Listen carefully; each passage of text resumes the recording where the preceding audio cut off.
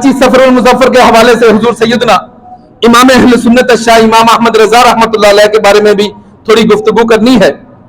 तो मैं आपको समझाना ये चाह रहा हूं, अल्लाह ने औलिया का इकट्ठे जिक्र किया और फिर अल्लाह ने सिर्फ किसी एक वली का नाम नहीं लिया। हालांकि औलिया की जगह अल्लाह इन्ना वलीयुन होता, फिर भी कोई शक किया जा सकता था कि अल्लाह ने किसी एक वली का जिक्र किया है। तो वो हम देख लेते हैं हुजूर अलैहिस्सलातु वस्सलाम की उम्मत में से सबसे बड़ा वली कौन है, सिर्फ उसका जिक्र करते हैं। अल्लाह को यह भी पता था कि मेरी मखलूक में से चंद ऐसे अहबाब होंगे, किसी को मानेंगे किसी को नहीं मानेंगे, किसी का नाम उनको अच्छा लगेगा किसी का बुरा लगेगा, इसलिए अल्लाह ने जमा का सीगा इरशाद फरमाया। अल्लाह ने एक वली का जिक्र नहीं किया। अल्लाह ने फरमाया अला इन्ना औलिया, अब हुजूर अलैहिस्सलातु वस्सलाम से लेकर क़यामत तक जितने भी वली आएंगे सबका जिक्र इसमें मौजूद है। इस लफ्ज़ औलिया में हुजूर गौसे आज़म से लेकर इमाम अहमद रजा तक, हजरत ख्वाजा ख्वाजगा से लेकर हुजूर दाता साहब तक, पीर मेहर अली शाह साहब से लेकर पीर जमात अली शाह साहब तक, तमाम औलिया कराम का इसमें जिक्र मौजूद है। अच्छा, इससे पहले दो लफ्ज़ ताकीदन लगाए हैं। ताकीदन, ताकीद समझने से पहले सही बुखारी की वो हदीस जो जिसमें 12 मरतबा मैंने आपको सुनाई है कि अल्लाह का कुर्ब हासिल करने के लिए हमारे यहां भी जो वली है, वली हम मानते ही उसको है जिसकी कुर्बत से हमें अल्लाह का कुर्ब मिल जाया करे, वो वली होता है। और सही बुखारी में वो बड़ी लंबी हदीस है, मुख्तसरन सुना देता हूं और हमारे दूसरे भाई भी यकीनन इस हदीस को पढ़ते हैं। उसके आखिरी अल्फाज हैं, शुरू तो यहां से होती है, जो बंदा नफली इबादत करता है एक वक्त ऐसा आता है कि वो नफल पढ़ पढ़ के नफली इबादत कर करके वो रब का महबूब बनता है, मकाम ये अल्लाह देता है, वो वक्त आ जाता है हाथ उसका होता है, उस बंदे का होता है, उसमें पकड़ने की जो कुव्वत है रब कहता है मैं खुद बन जाया करता हूं। अब बुलंद आवाज से सुभान अल्लाह कह सकते हैं। आप जितनी कमजोर सुभान अल्लाह कहते हैं लोग समझते हैं बस सुन्नी तो गए, इसलिए आप डट कर सुभान अल्लाह कहा करें। कहे जरा बुलंद आवाज से। अल्लाह के वलियों का जिक्र सुनकर भी जिसने सुभान अल्लाह नहीं कहना, फिर पता नहीं उसने कब सुभान अल्लाह कहना है। बुलंद आवाज से कहे जरा सुभान अल्लाह। अल्लाह ने फरमाया वो नफली इबादत करने वाला एक वक्त ऐसा आता है, पैर उसका होता है, कदम उसका होता है, वो सफर तय करने लगता है, लेकिन वो सफर तय करने की जो ताकत है रब कहते हैं मैं उसको अता फरमा देता हूं। इस हदीस के आखिर में अल्लाह ने फरमाया सुनो, जो किसे कोई बंदा मेरे वली की मुखालफत करे उसने डायरेक्ट मुझसे ऐलाने जंग किया।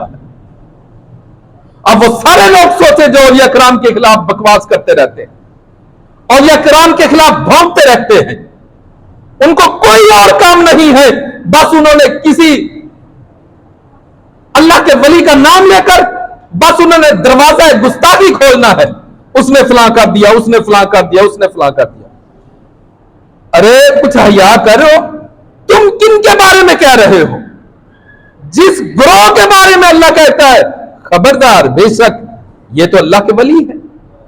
अल्लाह ने दो लफ्ज ताकीद इरशाद फरमाए, अल्लाह के वली से बुग़्ज़ ऐलाने जंग है रब से, और कुरान कहता है अल्लाह खबरदार, इन्ना बेशक, हालांकि अल्लाह तो अल्लाह है, वो सिर्फ एक लफ्ज कह देता, सिर्फ एक इन्ना कह देता काफी था। जिस तरह कुरान मजीद में आता है इन्नमा वलियुकुमुल्लाह व रसूलुहु, तुम्हारे वली तुम्हारे दोस्त जो है वो अल्लाह और उसका रसूल है, सिर्फ इन्नमा है, इन्ना लफ्ज है, बात तो फिर भी मुकम्मल है। यहां दो लफ्ज क्यों कहे? अल्लाह पहले कहा खबरदार, फिर कहा बेशक, खबरदार बेशक, इन्ना औलिया अल्लाह, ये जो अल्लाह के वली हैं, दो लफ्ज ताकीदन इरशाद फरमाए। अल्लाह समझाना ये चाहता है कि बाकी बंदों का जिक्र तो होता रहता है, लेकिन अब जिस आयत के अगले हिस्से में जिनका मैं जिक्र कर रहा हूं, खबरदार बेशक जरा ध्यान से इनका जिक्र करना, क्यों ये किसी और के दोस्त नहीं है, मुझ रब के ये दोस्त हैं।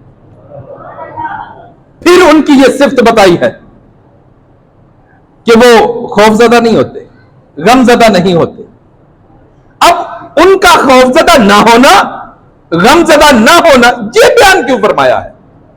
इसकी क्या जरूरत थी? मैं एक मिसाल देकर इस बात को समझा देता हूं। हमें औलिया कराम से मोहब्बत है और हम इस मोहब्बत में गुल भी नहीं चाहते।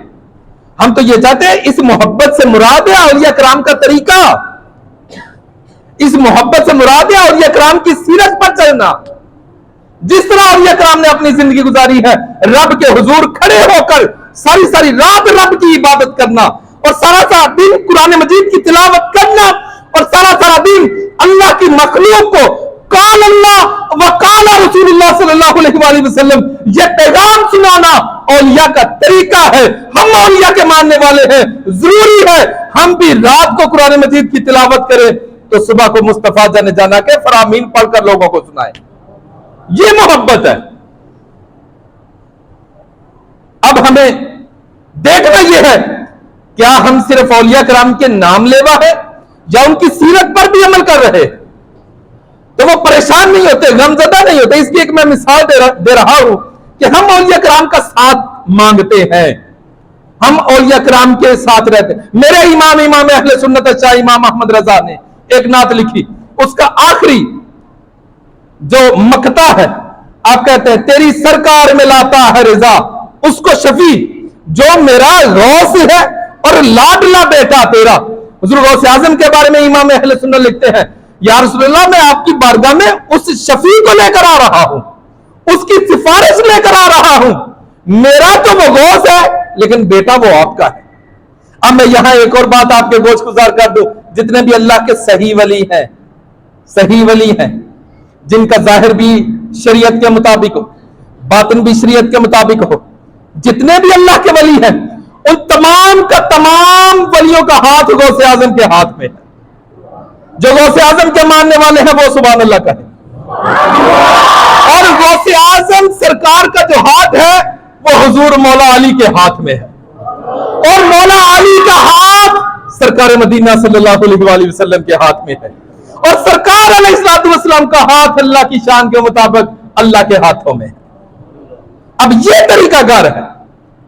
एक लकड़ी है जो मिसाल देने लगा था, लकड़ी जो है वो पानी में डूबती नहीं, लकड़ी पानी में डूबती नहीं, लेकिन अगर 1 ग्राम का लोहे का कील पानी में फेंका जाए वो डूबेगा कि नहीं? डूब जाएगा, डूब जाएगा। वो उसी 1 ग्राम लोहे के कील को इतनी सी लकड़ी पर लगा दिया जाए, अब उस लकड़ी को पानी में छोड़ दिया जाए तो क्या कील डूबेगा? बस आप समझ लीजिए, जो सही मानों में वो वली जिनको देखकर अल्लाह याद आ जाता है, इनका कुरब मिल जाए जहां अल्लाह इनको जन्नत अता फरमाएगा, अल्लाह इनके सदके हमें भी जन्नत अता फरमा देगा। बस हमारा मुद्दा यह है, अल हुब्बु लिल्लाह वल बुग़्ज़ु लिल्लाह। किसी से मोहब्बत है तो वो भी अल्लाह के लिए हो, किसी से बुग़्ज़ है तो वो भी अल्लाह के लिए हो। हालांकि ये तो बड़ी आम सी बात है, हम किसी बंदे से जो बुग़्ज़ रखते हैं अल्लाह के बंदे से, वो अपनी जायदाद की वजह से, पहली बनने की वजह से, पानी देने ना देने की वजह से, जाती रंजिशों से, जाती लड़ाइयों से, जाती मामलात से तो बुग़्ज़ कर लेते हैं, अल्लाह के लिए किसी से बुग़्ज़ नहीं करते। हालांकि रसूलुल्लाह सल्लल्लाहु अलैहि वसल्लम का यह वाज़ेह फरमान है, बुग़्ज़ भी अल्लाह के लिए होना चाहिए और मोहब्बत भी। अल्लाह वाले बोले ना जरा, मोहब्बत भी